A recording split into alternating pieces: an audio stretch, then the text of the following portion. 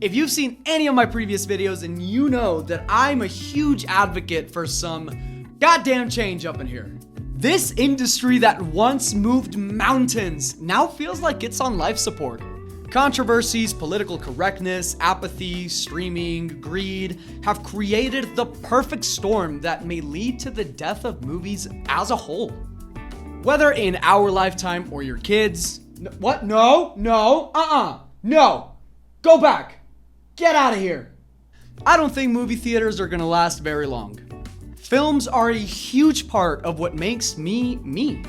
And by the end of this video, I hope to spark something within you that makes you want to see some change as well.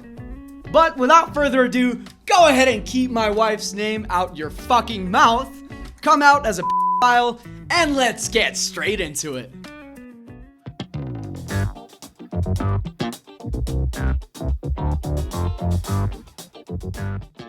Whenever discussing the collapse of anything that was once great, whether it be the Roman Empire, capitalism, or PewDiePie's career, it's always important to identify exactly where it all went wrong. And I'm sure you already know where this is going. No. The pandemic was the breaking point for movie theaters. In 2019, we had 9 films that broke $1 billion at the box office and gave us the second highest grossing film of all time. You might be thinking, this is the beginning of the end. By 2019, we were already in the sunken place. We just didn't know it yet. There was never a better time to be less creative than that year. And don't get me wrong, we had some amazing movies come out, but by this point, we no longer had what I like to call the in-between movies. Nowadays, we seem to only really get 3 types of releases: masterpieces, unoriginals, and poo water. And of course, before you hit me with that, actually, I'm fully aware that there's still diversity in movies. This doesn't apply 100% to everything. It's not black and white, but my point is, there's a whole lot less gray. In 2009, we had the summer blockbusters, comedies, superheroes, historical fiction, animated, destruction, horror, detectives, princesses, stop motion, conspiracies, feel good, aliens, based very loosely on real events. There was so much range at the theater where, no matter your taste, there was always at least 1 or 2 movies that you could enjoy every year. Wow. Today, however, if you don't like sequels, You're shit out of luck.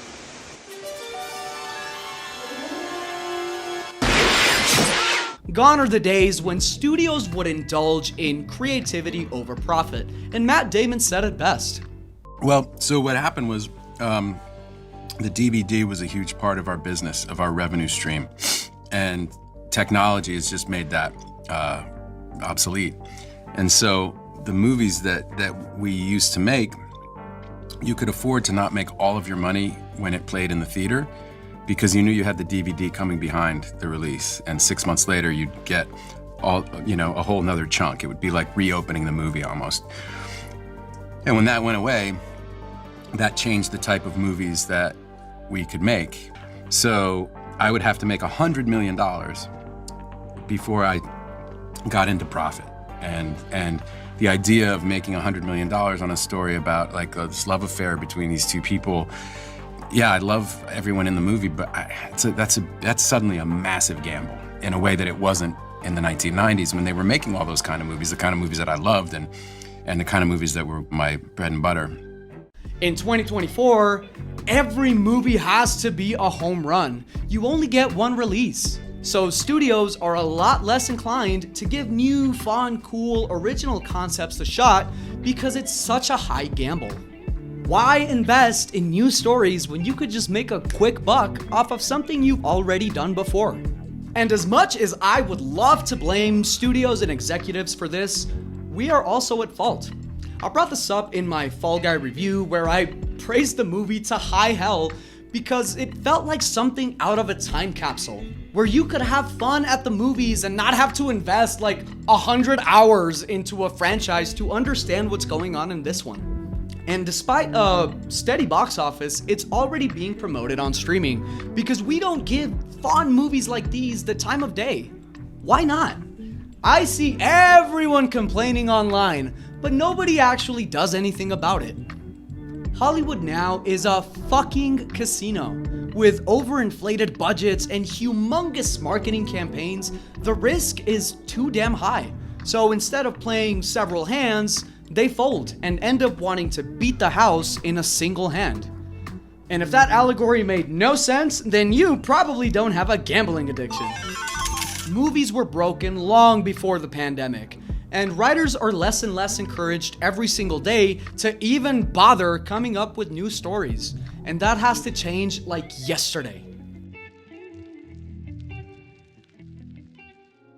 A few years before, there was a great disturbance in the force. A movement that you might have heard of that changed the Hollywood tide forever. In 2017, Me Too was anything anyone could talk about. I'm not gonna go ahead and get into everything because, let's face it, if you don't know what it is by now, I can't help you, bud. Me Too put producers and studios under a lot of pressure to course correct. This led to some pretty positive changes within the industry, giving women more of a voice and a place in show business, and this would naturally trickle down to minorities, LGBT, and other groups that haven't always had a seat at the table. This is pretty awesome. An industry that has always been primarily ran by white men, for the most part, finally opened its doors and allowed people of different gender and backgrounds to have a voice. And for a while, things were perfectly balanced, as all things should be. However, more recently, the scales have tipped too far in the other direction. What started as a movement with great intentions was kidnapped, starved, and mutilated by studios into a marketing campaign. Let me put it to you in very black and white terms. Oh shit, here we go again. The problem with the overwhelming diversity in Hollywood isn't the diversity, it's the lack of creativity behind it. Are there people out there with racist intentions that don't want to see black people in movies? Why are there so many black people in television commercials and movies and TV shows? Literally, why? Yes. However, I think anyone above room temp IQ knows that this isn't the case for the vast majority. 12 Years a Slave and Moonlight are among my personal favorite movies of all time because of how deeply they express themselves through the black perspective. And that's something that only diversity in Hollywood can achieve. Like, of course you can't have a rich white 50-year-old man write Moonlight and it be the same thing. You think this is funny? In a cosmic sort of way, yes. Well, Mr. Funny Man, is this how you get your sick kicks? What? It's just an ordinary crabby. Oh my goodness! But Robert, if you love Moonlight, how can you hate The Little Mermaid? Because Moonlight was fucking original. That's the point. Going back to what I said about the marketing campaign, and with this, I'll go ahead and wrap up the section. Let me paint you a picture. A studio decides to produce a movie based off a pre-existing IP, and race swaps the main character, which is more than likely white. The script, story, special effects, characters, and everything in between fucking sucks. But now, if you don't like this movie, guess what? You're racist. It baffles me how so many people don't realize this. Studios throw hundreds of millions of dollars into a soulless pile of shit and then use minorities as a human shield against criticism. On top of all the free marketing they receive through online rage by fans who more than likely just want to see a faithful adaptation of the characters that they grew up with, unadulterated. Maybe in the beginning there were good colorblind intentions, but if you genuinely think that that's still the case today, you're sorely mistaken.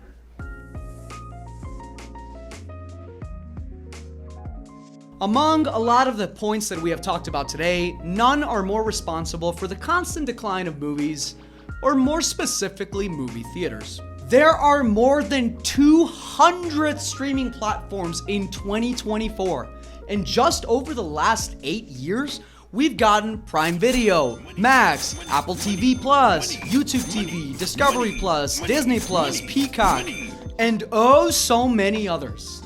I'm gonna go ahead and do a little math for you guys just so I can explain my point a little bit deeper. If you want to pass on the numbers, go ahead and skip to the timestamp right here. This graph right here shows us that despite everything I've told you until now, movies appear to be on the up. So how can movies be on decline? Because streaming is also on the rise. The average household pays for anywhere from 2 to 4 streaming services and about $61 a month, which is up from $48 a month from just last year. That's a 27% hike in the past 12 months, not to mention the 10% hike from every year before that. Is there a discernible point to this story? A point that you'll be arriving at sometime in the near future? My point is this: it's getting far more difficult to justify even going to the movies. I mean, paying $20 to $40 on one outing on top of the $60 that you're already paying for streaming is a tough pill to swallow. And it seems that prices are only gonna continue to go up, and movie theaters will bleed because of this. Back in the day, you couldn't miss the summer blockbuster because if you did, you were fucked. You had to wait like 6 to 8 months to get the DVD, and you were just in the dark that entire time. You were excluded. It was exclusive to go to the movies. Now, who cares? Why leave the comfort of my home when I could just wait a month and see it on my couch? And that's such a shame. Maybe not tomorrow, maybe not in a few years, but right now, streaming is a virus and it needs to be fixed before it's too late.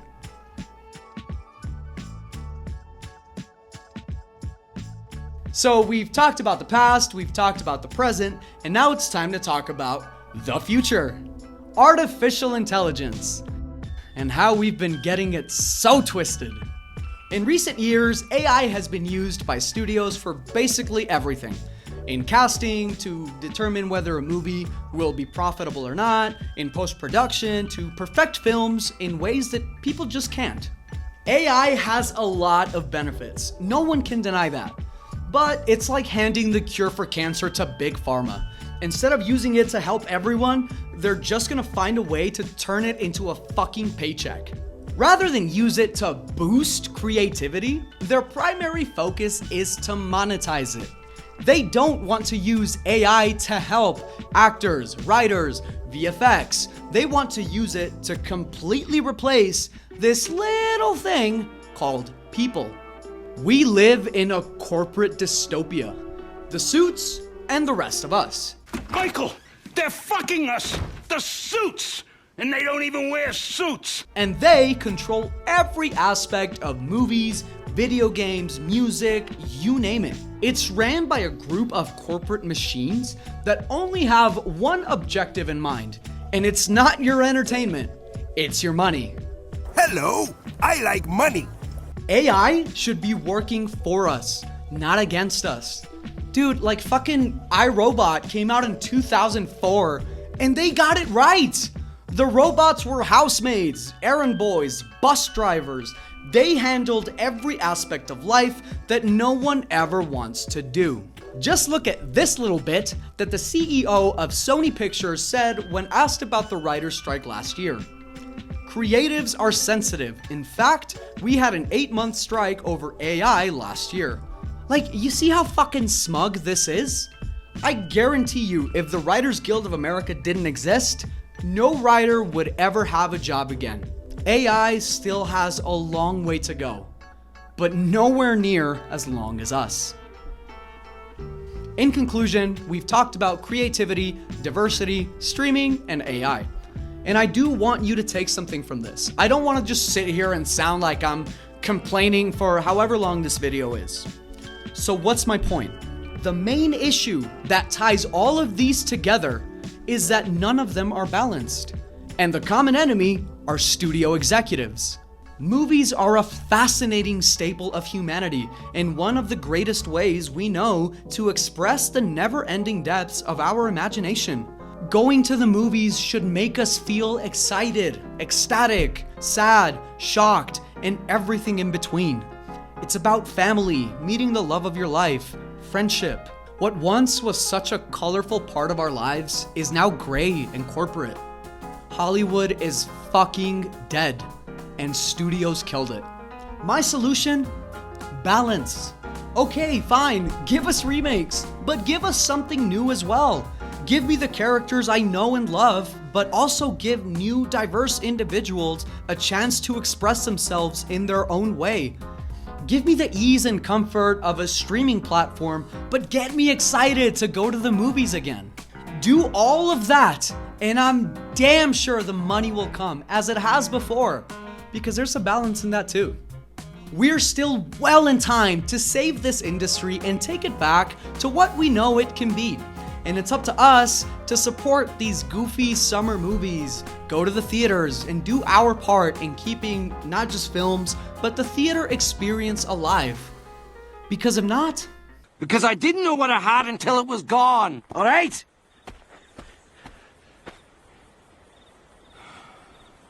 Didn't know what I had. Thank you so much for watching the video, and I really do hope that you took something positive from this, because I want to see movies do better, and I hope you do too. Hit that big red button underneath so you don't miss a single upload on the channel, as well as follow me on social media, links down below. Make sure to check out the latest reviews on the channel for Furiosa, as well as The Fall Guy, as well as gaming content, reactions, you name it. And you know what? Go see a movie this weekend. Why not? Once again, thank you so much for watching the video, and I'll see you on the next one!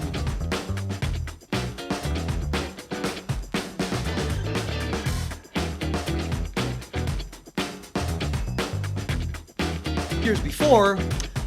Fuck. Disturbance in the. Oh shit, I need to cut.